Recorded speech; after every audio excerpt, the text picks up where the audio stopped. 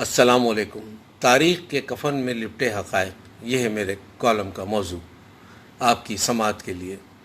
American professor D سچمان نے Asian politics پر مورخہ 3 جون 1949 کو new York میں اپنے ایک لیکچر میں پاکستان کے بارے میں جن خیالات کا اظہار کیا تھا، آج وہ سچ ثابت ہوا۔ پروفیسر صاحب فرماتے ہیں کہ پاکستان جنوبی ایشیا کی ایک ایسی ریاست ہے جو غلامی کی زنجیروں کے ساتھ معروض وجود میں آئی ہے، اور اس کے حکمران ذاتی خود غرضی کے دائرے سے باہر کام نہیں کر سکتے، کیونکہ یہ سب انگریزوں کے وفادار ہیں۔ میری بات کو وقت ثابت کرے گا کہ یہ ملک ایک دہائی سے زیادہ چلنے والا نہیں، جس کا سبب قوم کی بے حسی ہوگی۔ میرے الفاظ یاد رکھنا، کیونکہ میں ان کو خوب اچھی طرح جانتا ہوں۔ پھر اسی زمانے میں مولانا ابوالکلام آزاد نے بھی وہی بات کی کہ پاکستان پر رفتہ رفتہ وہی لوگ قابض ہو جائیں گے جو آج بھی انگریزوں کے غمخوار اور نمکخوار ہیں۔ یہ ملک عمراؤں کی جنت بنے گا اور 99% سفید پوش طبقے کے لیے جہنم۔ آج ہمارا حال بالکل ایسا ہی ہے۔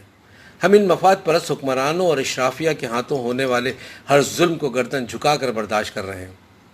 برسوں پہلے جس کی نشاندہی کی گئی، اور اب اس ملک کی 24 کروڑ عوام تاریخ کے کفن میں لپٹی ایک مردہ قوم بنی ہوئی ہے، کیونکہ جب ایک قوم اپنی اخلاقی اور روحانی اقدار کو بھلا دیتی ہے تو اخلاقی انحطاط کا شکار ہو جاتی ہے، تو یہ اس کی تباہی کی جانب پہلا قدم ہوتا ہے۔ پھر دینی تعلیمات کو نظر انداز کرنا، اخلاقی اصولوں سے دوری بھی قوم کی بربادی کا سبب بنتی ہے۔ پھر تعلیم و تربیت کا فقدان قوموں کو جہالت کی گہری کھائی میں دھکیل دیتا ہے۔ اس کی وجہ علم کی روشنی جب مان پڑنے لگے اور تعلیمی معیار گرتا جائے تو قوم کا مستقبل بھی تاریک ہو جاتا ہے۔ آج ہماری تباہی کا ذمہ دار کوئی اور نہیں، ہم خود ہیں۔ ہماری تباہی کی جو اصل وجہ اتحاد کا فقدان ہے۔ قوموں کا اتحاد ان کی مضبوطی کا ضامن ہوتا ہے۔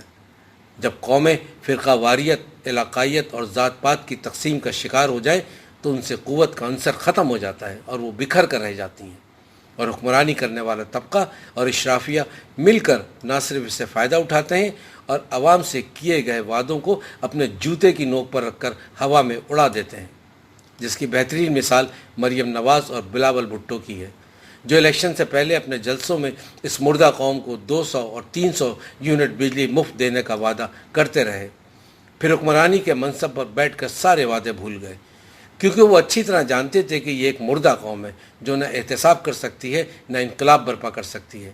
پنجاب میں کسی نے مریم نواز سے پوچھا کہ 200 یونٹ فری بجلی کا وعدہ کیا ہوا؟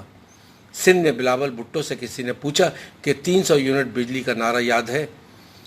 کیونکہ یہ حکمران اچھی طرح جانتے ہیں کہ ہم آئینی اصولوں اور قوانین کو پامال کرتے رہیں گے، عوامی حقوق کو دباتے رہیں گے، آئین کی خلاف ورزی کرتے رہیں گے اور عدلیہ کی آزادی کو محدود کرتے ہوئے اپنی منمانیاں کرتے رہیں گے۔ یہ علاقائی اور صوبائیت میں بٹی قوم ہمارا کچھ نہیں کر سکتی۔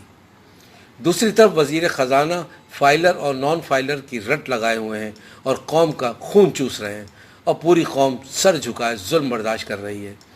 ان تمام عوامل کا اثر قوموں کو زوال کی گہرائیوں میں دھکیل دیتا ہے۔ اس لیے مردہ قوموں کا انجام تاریخ میں ایک عبرت کا مقام رکھتا ہے۔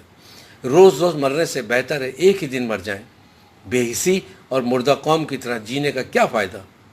لاکھوں روپے ہر ماہ ادائیگی کے بعد بھی نہ بجلی میسر ہے، نہ گیس، نہ پانی، اور مہنگائی اپنے عروج پر، مگر پوری قوم سر جھکائے بل ادا کر رہی ہے، جبکہ دوسری جانب چند ہزار حکمران اور اشرافیہ کو یہ 24 کروڑ عوام اپنے خون پسینے کی کمائی سے ٹیکسوں سے پال رہی ہے۔ ان کو گیس، بجلی، پانی، پیٹرول، قیمتی گاڑی، مفت ہوائی سفر سے لے کر بڑے بڑے محل نما گھر، ان کے بچوں کو امریکہ لندن میں اعلیٰ تعلیم، اب پرعشائش زندگی سب فراہم کر رہی ہے، مگر ہم نہیں جانتے تو اپنا حق لینا نہیں جانتے، اور آٹے میں نمک کے برابر ان سیاسی فرعونوں کے گریبانوں تک ہمارے ہاتھ نہیں پہنچتے۔ یہی مردہ قوموں کی نشانیاں ہیں کہ وہ اپنے حقوق کے لیے متحد نہیں ہونا چاہتے۔ یاد رکھیں، حقوق کی جدوجہد میں اتحاد اور یکجہتی بہت ضروری ہے۔ جو قومیں ان حالات کا سامنا کرتی ہیں اور پھر بھی خاموش رہتی ہیں اور اپنی حالت کو بہتر بنانے کی کوشش نہیں کرتیں، اپنے حقوق کے لیے آواز بلند نہیں کرتیں، تو وہ قومیں مردہ قومیں کہلاتی ہیں۔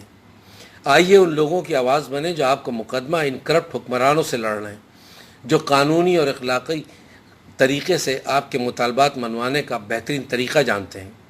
اس کے باوجود بھی آپ متحد نہیں ہوئے تو جان لیجئے آپ کے اندر بھی مردہ قوموں کی نشانیاں موجود ہیں، کیونکہ وہ قوم کبھی زندہ نہیں رہتی جو اپنے حقوق کا دفاع کرنا نہیں جانتی۔